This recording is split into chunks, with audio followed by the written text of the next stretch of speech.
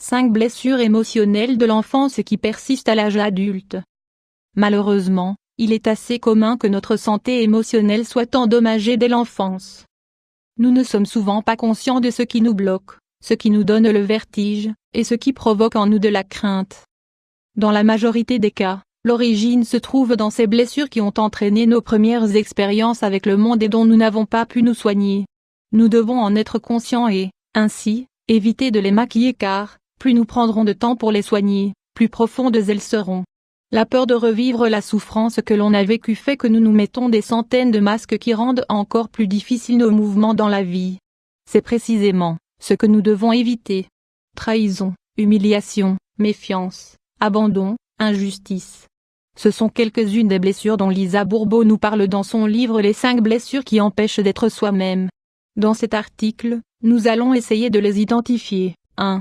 La peur de l'abandon. L'abandon est le pire ennemi de quelqu'un qui l'a vécu durant son enfance. Imaginez la douleur que peut ressentir un enfant lorsqu'il se sent seul, isolé et non protégé face à un monde qu'il ne connaît pas. Mélanie 6500 x 370 comme conséquence, quand l'enfant abandonné devient adulte, il essaie de prévenir le fait de revivre cet abandon. Ainsi, toutes les personnes qui l'ont vécu auront tendance à abandonner leur conjoint ainsi que leur projet de manière précoce. Cela répond uniquement et exclusivement à la crainte que l'on a de revivre cette souffrance. Il est très fréquent que ces personnes parlent et pensent de cette manière: je te quitte avant que tu ne me quittes, personne ne me soutient, je ne suis pas disposé à le supporter, si tu pars, ne reviens pas point. Ces personnes devront travailler leur peur de la solitude, leur crainte d'être abandonnées et leur rejet face au contact physique, câlins, bisous, contact sexuel. Cette blessure n'est pas facile à soigner mais un bon début pour la cicatriser peut être de se confronter à la peur en restant seul, jusqu'à ce qu'un dialogue intérieur positif et plein d'espoir émerge.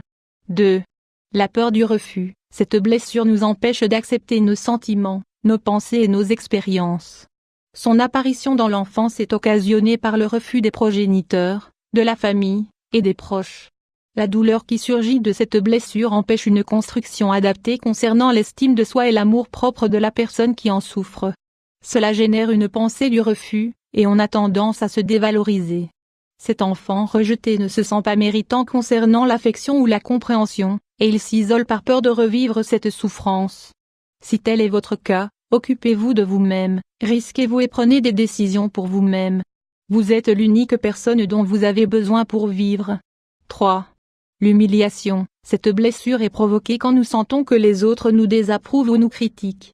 Nous pouvons créer ces problèmes chez nos enfants en leur disant qu'ils sont maladroits, mauvais ou même embêtants, ainsi qu'en évoquant leurs problèmes devant les autres, quelque chose qui est malheureusement très commun.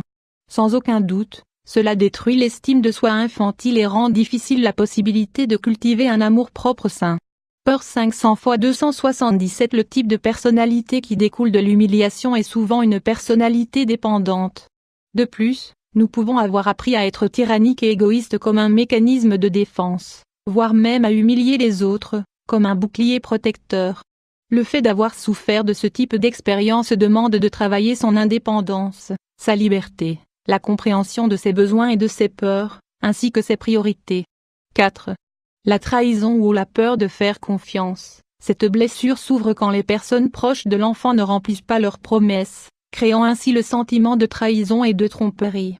Comme conséquence, cela entraîne une méfiance qui peut se transformer en envie et en d'autres sentiments négatifs, car on ne se sent pas méritant de ce que l'on nous a promis et de ce que les autres ont. Le fait de souffrir de ces problèmes dans l'enfance construit des personnalités perfectionnistes qui contrôlent tout. Ce sont des personnes qui veulent que tout soit prévu, sans ne laisser aucune chance au hasard.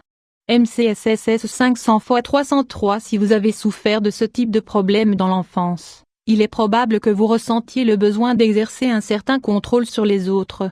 Cela est souvent justifié par la présence d'un caractère fort. Cependant, nous obéissons seulement à un mécanisme de défense. Ces personnes confirment souvent leurs erreurs dans leur manière d'agir, en faisant en sorte que leur organisation se passe toujours comme elles le veulent. Elles doivent travailler la patience, la tolérance et le savoir-vivre et doivent apprendre à être seules et à déléguer les responsabilités. 5. L'injustice. Le sentiment d'injustice entre en jeu dans les foyers où les protecteurs de l'enfant sont froids et autoritaires.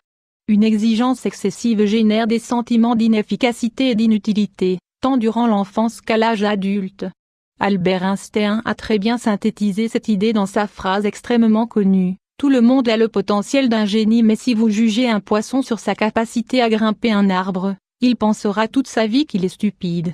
Ainsi, la personne qui expérimente cette douleur peut devenir rigide et ne pas accepter les choses faites à moitié. Ce sont des personnes qui essaient d'être très importantes et qui souhaitent avoir beaucoup de pouvoir. Il est probable que vous ayez développé une sorte de fanatisme pour l'ordre, pour le perfectionnisme et même, pour le chaos. Ce sont des personnes qui se radicalisent et qui ont donc des difficultés à prendre des décisions raisonnables. Pour faire face à ces problèmes, il faut travailler la suspicion et la rigidité mentale, avec l'objectif de générer une plus grande flexibilité et de permettre d'avoir plus confiance en les autres. Maintenant que vous connaissez les 5 blessures de l'âme qui peuvent affecter notre bien-être, notre santé et notre capacité à nous développer comme des personnes, vous pouvez commencer à les guérir.